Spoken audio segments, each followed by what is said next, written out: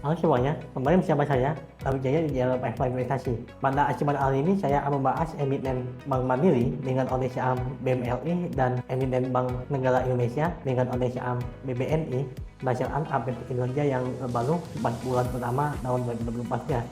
Dan nanti juga akan dicoba untuk dihitung harga wajarnya.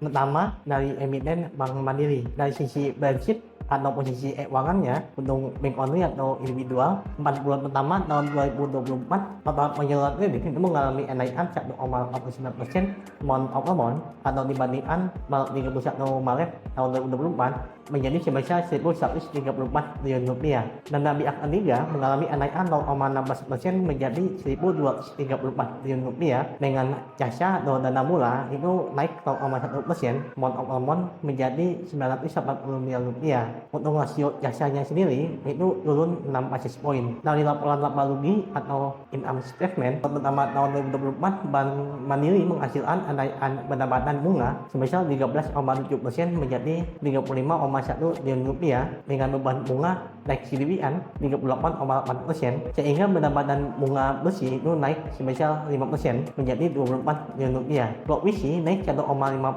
menjadi 3,3 triliun rupiah dan laba operasional sebelum provisi mengalami kenaikan 2,7% menjadi 21,9 triliun rupiah. Laba operasional setelah provisi itu mengalami kenaikan 3% ya, meskipun tadi provisinya naik 1,5% dan laba bersih mengalami kenaikan 2,7% menjadi 15,07 triliun rupiah. Dan angka 15,07 triliun rupiah ini bila di setahunan atau di kali 3 menjadi 45,1 triliun rupiah, dan ini untuk bank only-nya saja ya. Dan bila dibandingkan dengan capaian setahun penuh tahun 2023, angka 45,1 triliun ini lebih kecil 12,9% dibandingkan dengan capaian pada tahun 2023 yang sebesar 51,8 triliun rupiah. Untuk Bank Mandiri untuk menghitung atau memperkirakan laba konsolidasinya dalam 2 tahun terakhir ya, 2022 dan 2023, sisi atau omset dari laba bank only-nya terhadap laba konsolidasi itu sekitar 7,7 hingga 9,2%. Pada proyeksi laba bersih tahun berjalan yang dapat diatribusikan pada entitas indeks induk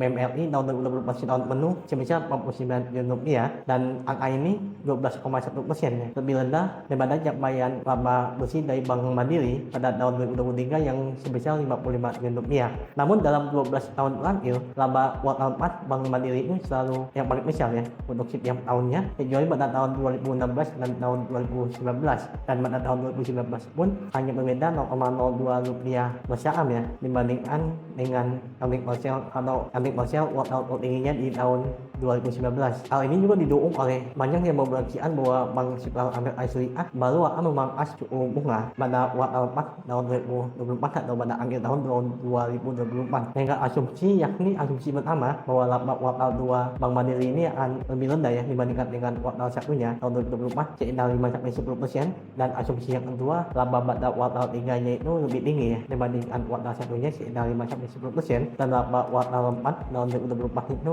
lebih tinggi 10-15% ya daripada laba kuartal 1-nya. Maka diproyeksikan laba setahun penuh tahun 2024 untuk Bank Mandiri itu sebesar 53 triliun ya hingga 54 triliun rupiah, dan kalau digabung dengan kepentingan non bank kendali maka proyeksi labanya itu menjadi sekitar 58 hingga 59 triliun. Maka menghasilkan proyeksi laba bersaham pada tahun 2024 sebesar 574 rupiah dengan valuasi wajar untuk saham BML ini di PE rasio 13 kali. Maka harga wajar saham Bank Mandiri sebesar 7.462 rupiah atau 7.450 rupiah.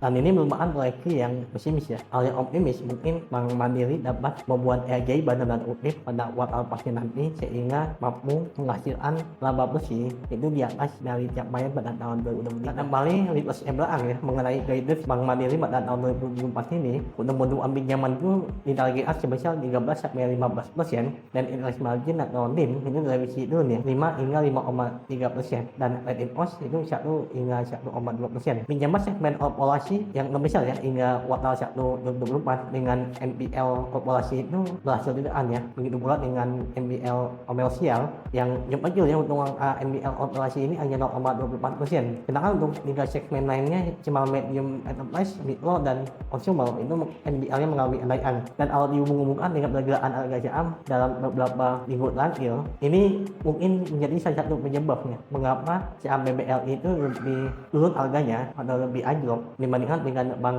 Mandiri yang lebih diapresiasi oleh pasar. BBLI itu kan pinjaman dominannya banyak di sektor UMKM ya dan consumer, sehingga banyak kebagian bahwa NPL dari BBLI itu kan lebih buruk lagi ya pada kuartal 2 2024 ini. Sedangkan untuk Bank Mandiri NPL-nya itu relatif lebih aman ya, karena pinjamannya itu banyak dari segmen korporasi dan komersial yang bila dioperasikan keduanya itu berkontribusi sebesar 47% terhadap total pinjaman dari Bank Mandiri.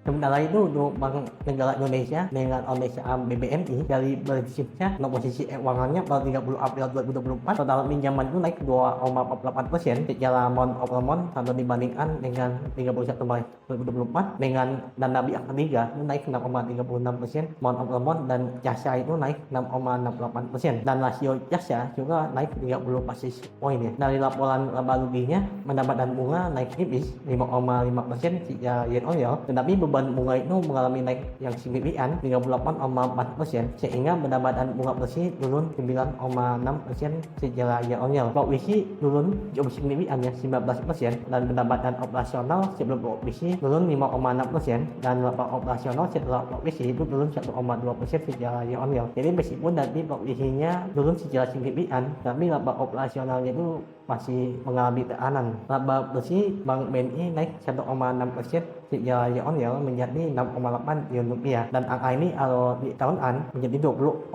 triliun rupiah dan hal ini berbeda ya dengan Bank Mandiri. Untuk laba bank only dari Bank BNI dan laba konsolidasiannya itu tidak berbeda signifikan ya jauhnya sekitar 200 miliar hingga 400 miliar rupiah. Maka laba bersih konsolidasiannya itu diperkirakan sekitar 20,7 triliun rupiah dengan asumsi yang sama ya dengan Bank Mandiri tadi, dengan tiga asumsi, yakni asumsi pertama bahwa laba kuartal 2 ini akan lebih tertekan dibandingkan dengan laba kuartal satunya dan laba pada kuartal 3 ini lebih tinggi 5-10% dibandingkan dengan laba kuartal 1 dan laba kuartal 4 nya itu 10-15% lebih tinggi dibandingkan dengan kuartal satunya. Bahkan dibandingkan laba setahun penuh tahun 2024 ini sebesar 21,5 triliun rupiah hingga 22 triliun rupiah dan bila dikurangi dengan non mengendali sekitar 20 miliar, maka proyeksi earnings per share-nya 2024 setahun penuh sebesar Rp544. Nah, seperti Bank Mandiri yang bekerja lebih keras ya agar labanya itu bertumbuh dibandingkan dengan tahun sebelumnya, tahun 2023. Bank BNI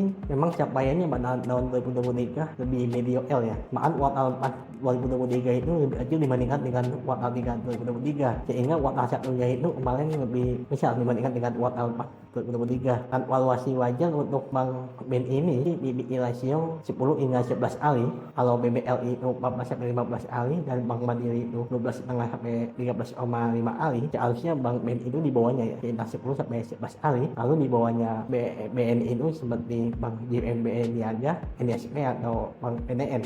Maka harga wajar untuk saham BBNI sebesar Rp61 itu dengan PI rasio sekitar 10,5 kali.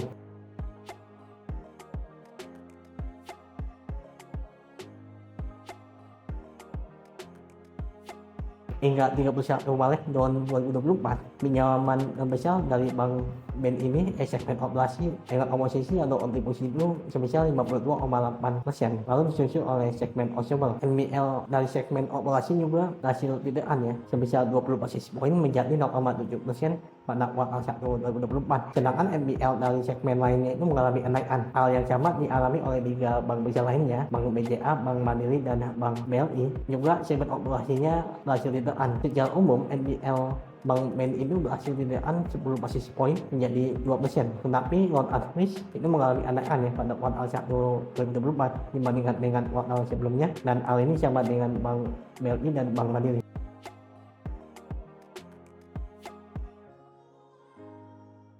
Sekian pembahasan mengenai saham dari BMLI dan BBNI. Semoga insight ini bermanfaat bagi nasib.